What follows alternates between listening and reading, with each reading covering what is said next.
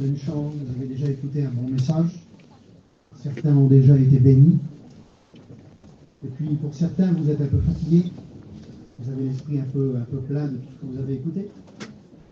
Mais voilà, il y a une autre réunion devant nous. Donnez-moi, je vous donne pas de minutes, mais donnez-moi un peu de votre attention, s'il vous plaît. Vous savez, vous me connaissez avec le temps maintenant, moi j'ai l'habitude de me laisser emporter, de parler un peu fort. Je vais essayer de ne pas parler fort. Je ne vous le promets pas. Hein, parce que moi, je suis comme mes frères, je suis passionné de la parole de Dieu. Je suis passionné de Jésus.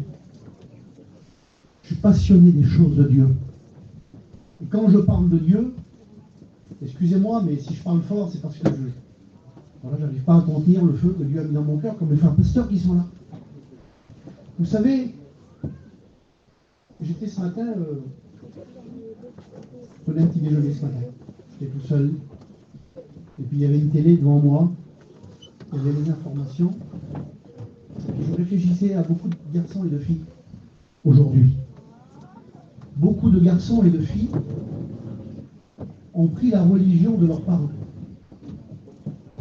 Parce que le père est chrétien ou pasteur. Parce qu'on est habitué à aller dans les conventions, dans les missions. Alors on choisit un jour d'être un chrétien. Écoutez pas dehors, écoutez-moi, moi. On choisit un jour de passer par les eaux du baptême.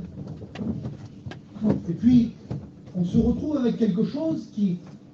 C'est un grand décalage.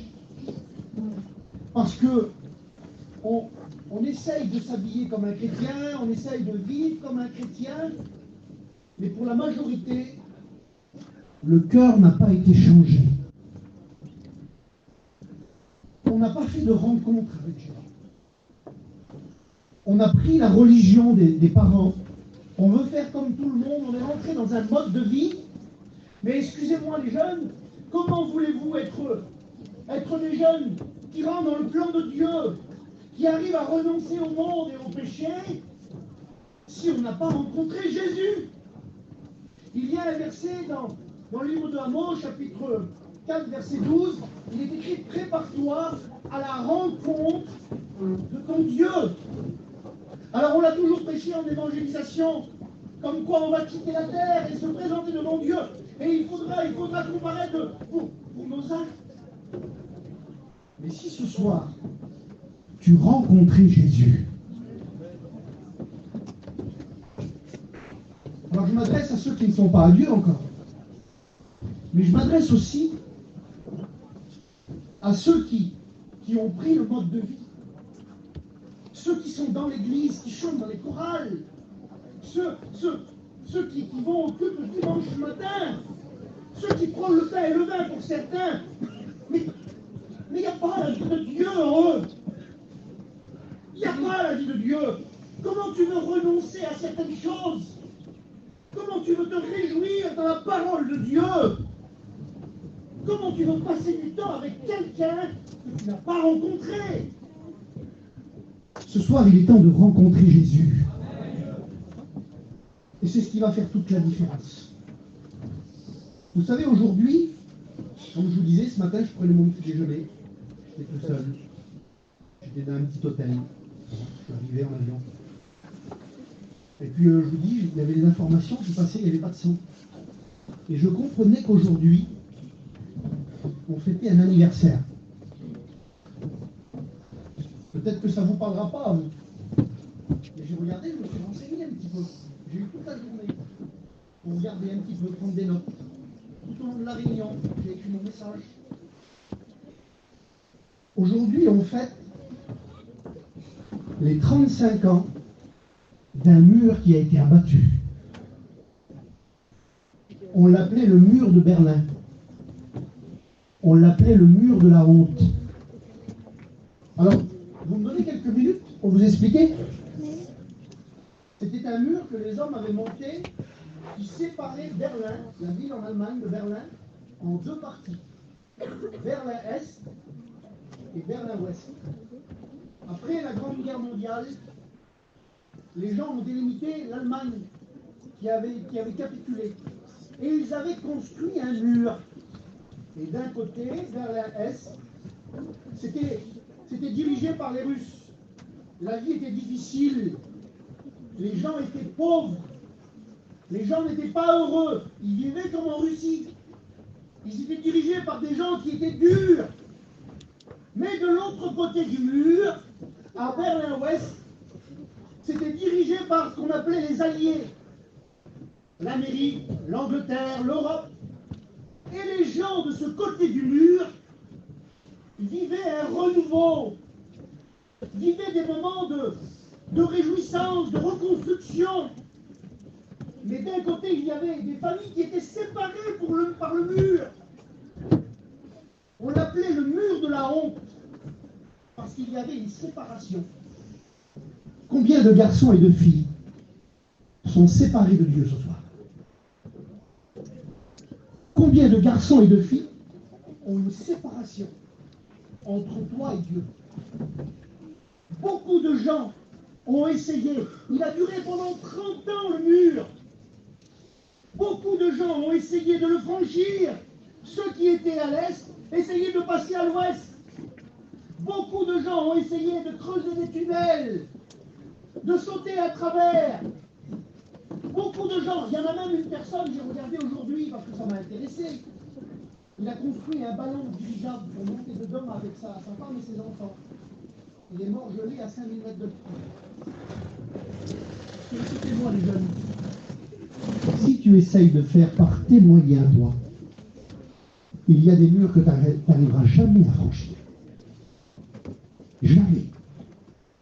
Les gens essayaient de franchir le mur et il y avait l'armée qui était là, qui gardait des deux côtés.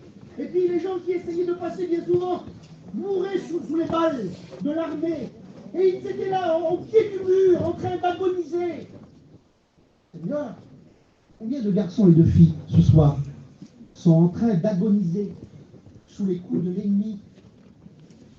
Tu voudrais tellement passer à autre chose que tu crois connaître. Et puis un jour, c'était le 9 novembre, les gens de l'Ouest ont décidé d'ouvrir les frontières, d'ouvrir les barrières, d'ouvrir ce qu'ils avaient fermé pendant une trentaine d'années.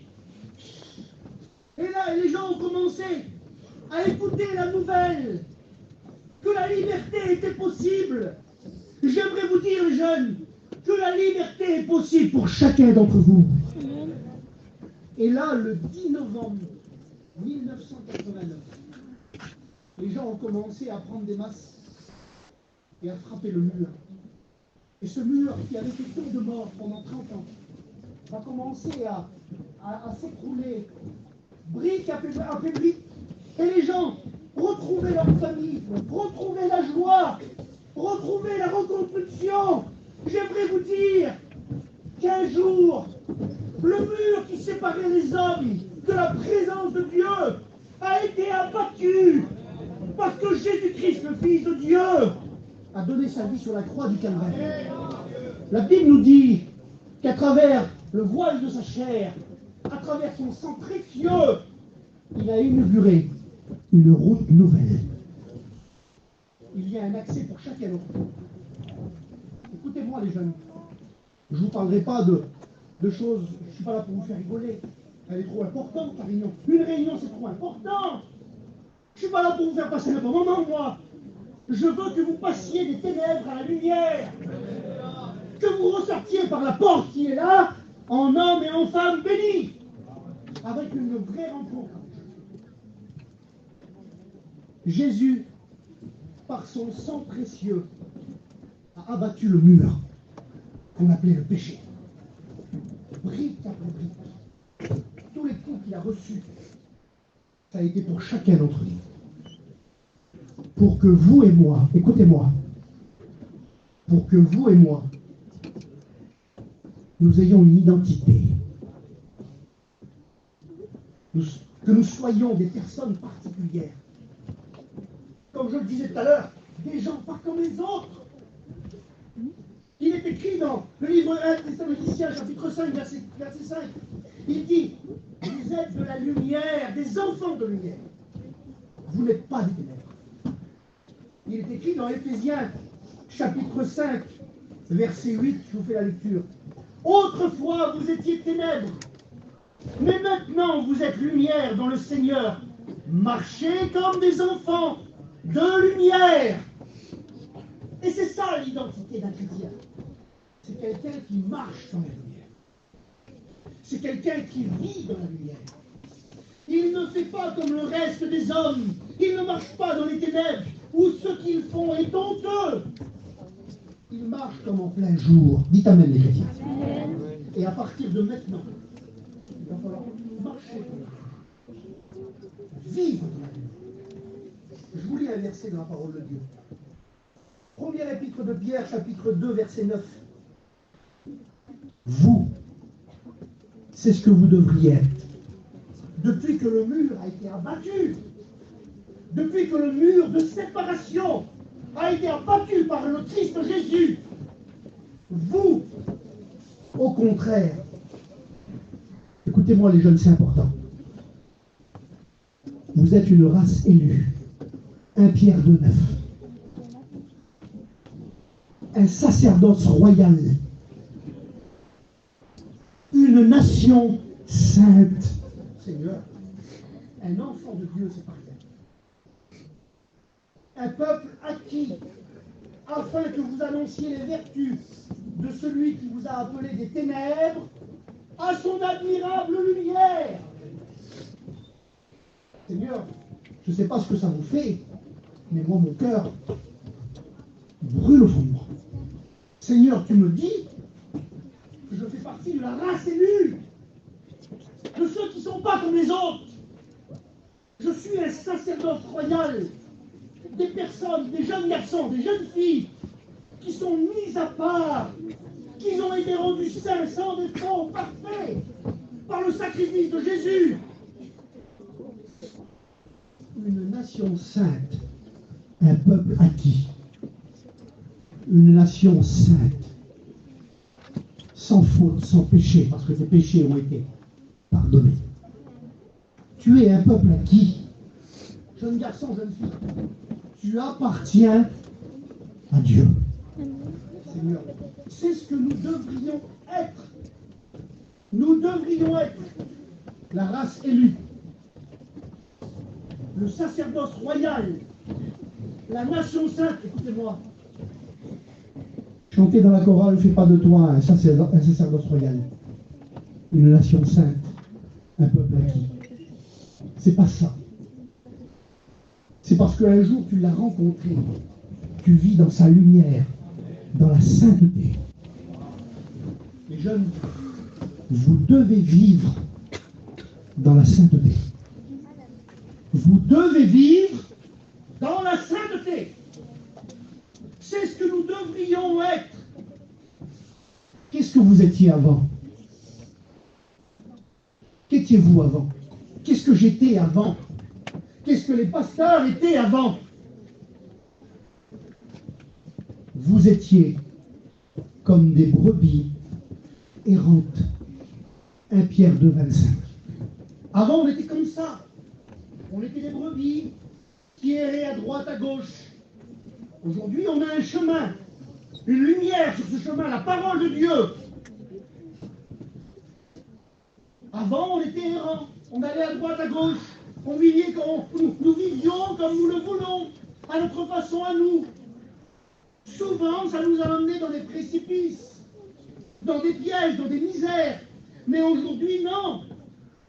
Alors pourquoi, les jeunes, écoutez-moi, pourquoi vous viviez aujourd'hui comme si vous étiez des brebis errants, en vivant n'importe comment, en vivant à votre façon à vous? Pourquoi tant de fois vous tombez dans des pièges? C'était avant ça, normalement. Mais malheureusement, c'est ce que tu es aujourd'hui. Romains 5,10 nous dit: nous étions tous ensemble des ennemis de Dieu. C'est ce qu'on était avant. Alors pourquoi aujourd'hui, jeune garçon, jeune fille, toi qui devrais être une race élue, un sacerdoce royal, tu marches en ennemi de Dieu. Comment? Je vais à la réunion, t'es limite à prêcher la parole de Dieu. Excuse-moi, hein? Mais pourtant, ton comportement, tes pensées, tes actions, ce que tu consommes, ce que tu regardes, fait de toi un ennemi de Dieu. Éphésiens 2:3, nous vivions autrefois selon les convoitises de notre chair, accomplissant les volontés de la chair et de nos pensées. Nous étions par nature des enfants de colère. C'est ce qu'on était avant. On était d'un côté du mur. On était dirigé par la chair, par la convoitise, par les désirs qui venaient du plus profond de nous, qui nous poussaient à regarder des choses, à consommer des choses, à aller dans certains endroits. Alors pourquoi aujourd'hui, toi qui devrais être libre, pourquoi c'est ta chair qui te dirige? Pourquoi c'est ta convoitise qui te dirige? Pourquoi ceux qui te dirigent, c'est des désirs les plus profonds, même si tu le sais au fond de toi, qui ne sont pas bons?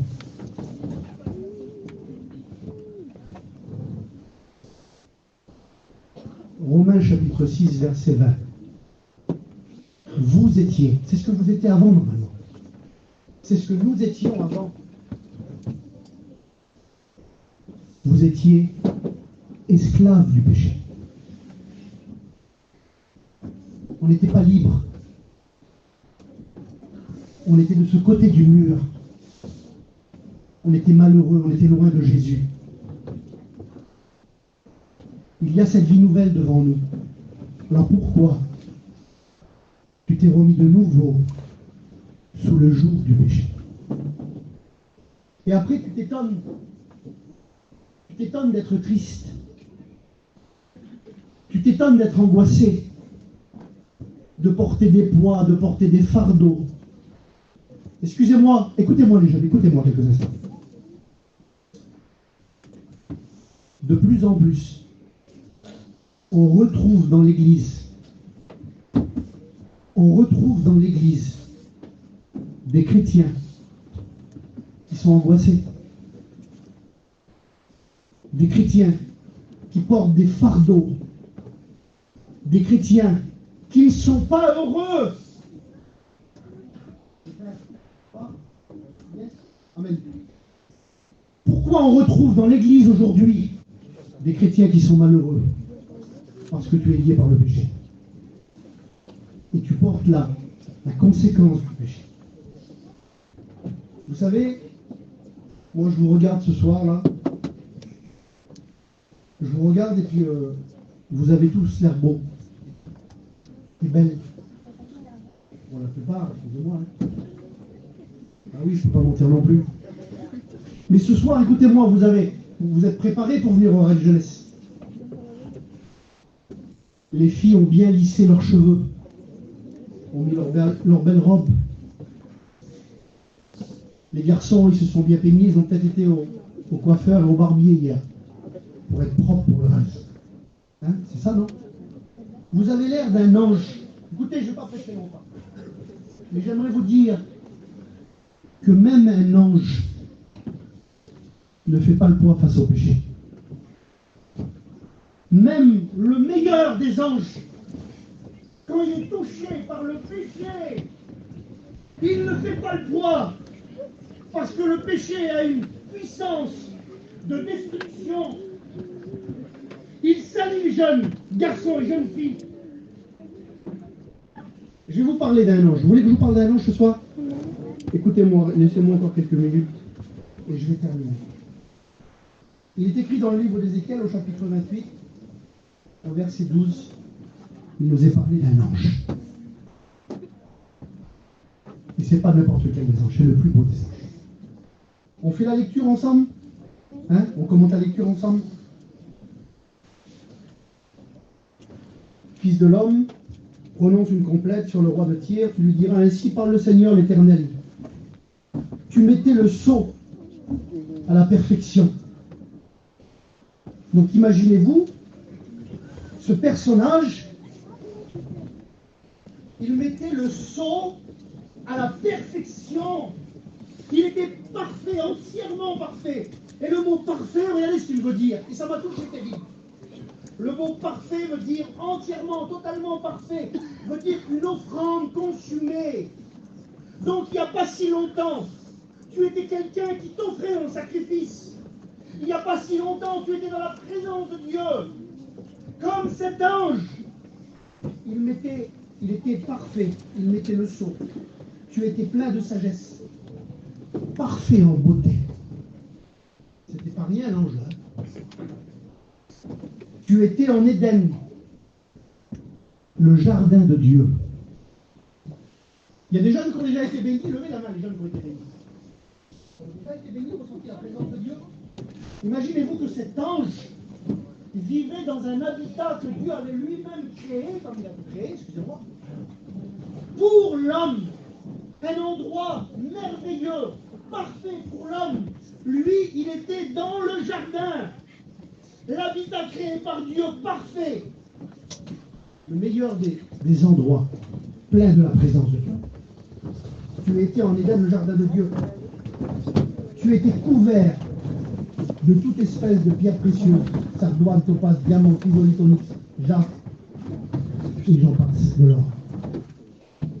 Les jeunes, écoutez-moi. Il était recouvert de richesses. Et excusez-moi, c'était pas les montres qui valaient une fortune, hein. C'était pas les bracelets, les bijoux que vous recevez pour vos anniversaires, hein. C'était pas les richesses du ciel qui étaient couverts. De la terre, excusez-moi, il était couvert des richesses du ciel.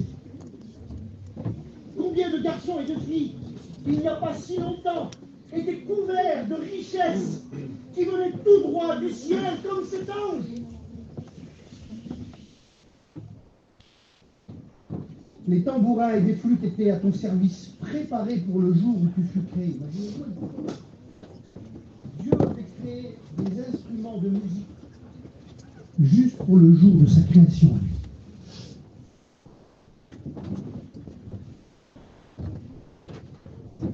Tu étais un chérubin protecteur aux ailes déployées. Le plus beau des anges. Le plus beau. La créature la plus parfaite. Vous avez l'air tous beaux ici. Tous belles. Vous avez tous l'air de bons chrétiens dans votre apparence.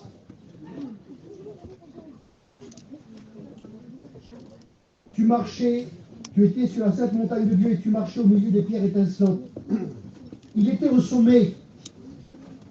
Ça vous a déjà arrivé peut-être d'être à la convention, d'être sur la montagne, d'être sur la bénédiction, avec toutes les pierres étincelantes, avec tous les chrétiens, avec tous les chrétiennes, tous ensemble. On chante dans les chorales, on a la réunion de 7 heures, on travaille, on met les chaises. C'est ce que tu étais il n'y a pas si longtemps. Dieu, qu'elle était belle ta vie. Tu as été intègre dans toutes tes voies depuis le jour où tu fus créé. Il n'avait jamais failli. Jamais failli. Jusqu'à celui où l'iniquité a été prouvée chez toi. L'iniquité, c'est le péché. C'est-à-dire que ce mur qui avait été abattu, tu l'as remonté toi-même de tes mains. Tu avais tout ce qu'il fallait. Peut-être qu'aujourd'hui, en apparence, tu as tout ce qu'il faut. Mais il y a de l'iniquité dans ta cœur. Et voilà pourquoi tu es attristé. Voilà pourquoi il y a des fardeaux. Voilà pourquoi, excusez-moi, certains garçons et filles, et de plus en plus, vivent des angoisses telles qu'ils veulent mettre fin à leur jour. Et de plus en plus, Seigneur, parce qu'il y a du compromis, parce qu'il y a le péché dans la vie. Et écoutez-moi, j'aimerais vous prévenir, jeunes garçons et jeunes filles. Quand le péché fait sa place dans un cœur, tu crois qu'il va... La première chose qu'il fait, il te sépare de la présence de Dieu. Le verset dit, je te précipite, je te fais disparaître. Un jeune garçon et une jeune fille qui pêchent, il sort de la présence de Dieu. Je ne vous parle pas de ce péché qui n'est pas intentionnel, ce mot qu'on a dit de trop, cette colère qu'on a eue. Je ne vous parle pas de ça. Ce péché qui n'est pas intentionnel et qu'on regrette tout de suite. Je vous parle du péché que vous pratiquez, qui est rentré dans votre cœur, que vous tolérez et que vous vivez. Celui-là te coupe de la présence de Dieu. Il te précipite, il te fait disparaître. Il est écrit au verset 7 toujours du livre d'Ézéchiel, ils souilleront ta beauté. Écoutez-moi les jeunes, je disais tout à l'heure, et puis Johanna prêchait tout à l'heure, il y a des œuvres pour vous. C'est vrai, vous êtes une race élue. Il y a des bénédictions pour chacun d'entre vous. Vous ne savez pas ce que l'avenir vous réserve en Dieu. Mais là, il dit, ils souilleront ta beauté. Vous avez tout pour réussir. Vous avez la jeunesse, vous avez la fraîcheur, vous avez la santé. Vous pouvez être des instruments dans les mains de Dieu. Terrible, jeunes. Mais en pratiquant, en regardant, en consommant, tu saoules ta beauté. Écoutez-moi, je suis obligé de vous le dire. Écoutez-moi. Le fréquentage d'un chrétien, c'est un fréquentage propre. Dites amen, les chrétiens. C'est un fréquentage qui ne dépasse pas les limites. Vous savez de quoi je parle? C'est un fréquentage qui reste dans le cadre de la parole de Dieu. Le fréquentage est fait pour se connaître, pour passer du temps ensemble, pour voir si on s'entend bien, si on s'aime, et pour fonder un foyer. Mais vous avez fait du fréquentage. Quelque chose de sale, de souillé, excusez-moi. Trop de personnes ont dépassé les limites. Et après, vous posez des questions, vous appelez en numéro masqué, et vous dites, est-ce que je suis lié? Est-ce que je suis marié? Excuse-moi. Est-ce que tu es sauvé? C'est ça qui compte. C'est ça qui compte. Est-ce que tu es sauvé avec les choses que tu regardes? Est-ce que tu es sauvé avec les choses que tu pratiques? Avec les limites que tu cesses de dépasser? Aujourd'hui, de plus en plus, un chrétien peut fréquenter 5, 6, 8, 10, 15, 20 filles. Aujourd'hui, une fille peut avoir 20, 30, je ne sais pas combien de fiancés. Vous battez tous les records. Je vous le dis, avec Vinky, on fait tous les régions de la France. Le péché est en train de vous souiller. Il est en train de souiller ta vie. Et tu passes à côté de l'avenir que Dieu a pour toi.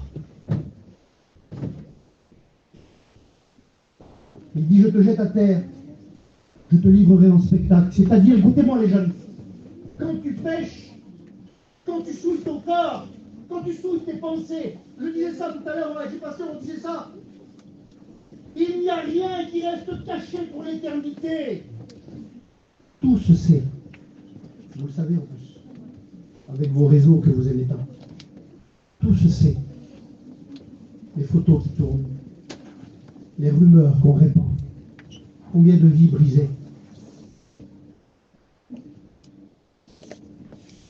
Verset 18, il dit, je ferai sortir du milieu de toi un feu qui te dévore et qui te réduira en cendres. Voilà ce que c'est le péché. Le péché qu'on laisse rentrer en nous, c'est un feu qui sort de nous, qui vient de l'intérieur, qui nous brûle et nous réduit en cendres. Le feu est un péché qui fait mal. Il n'y a pas de douleur plus extrême que le feu.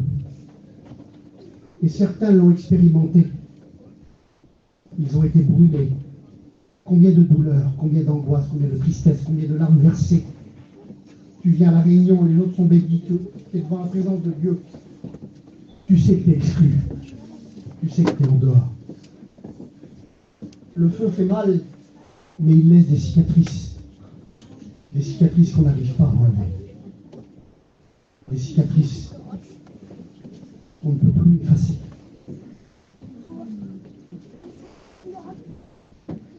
Vous savez, je vais terminer mon message.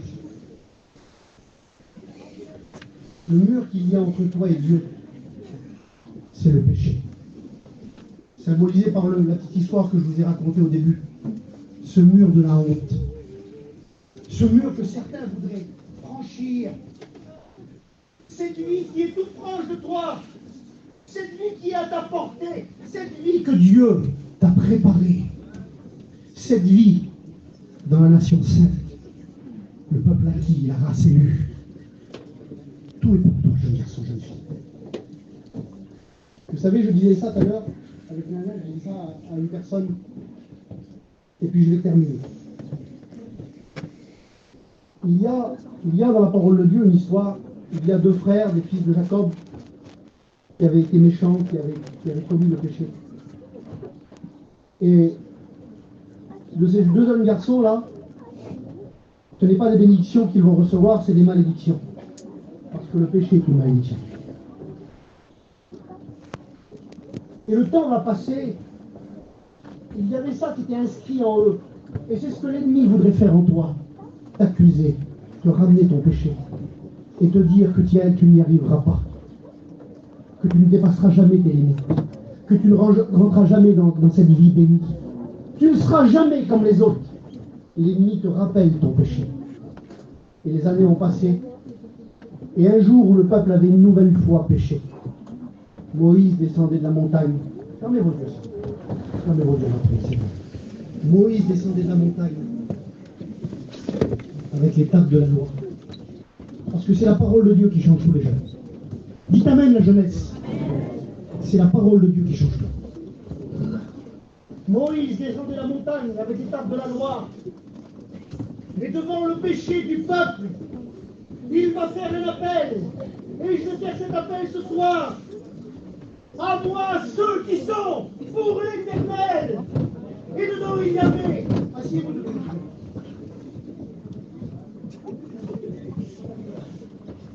Fermez vos yeux. Fermez vos yeux. Fermez vos yeux. C'est trop important.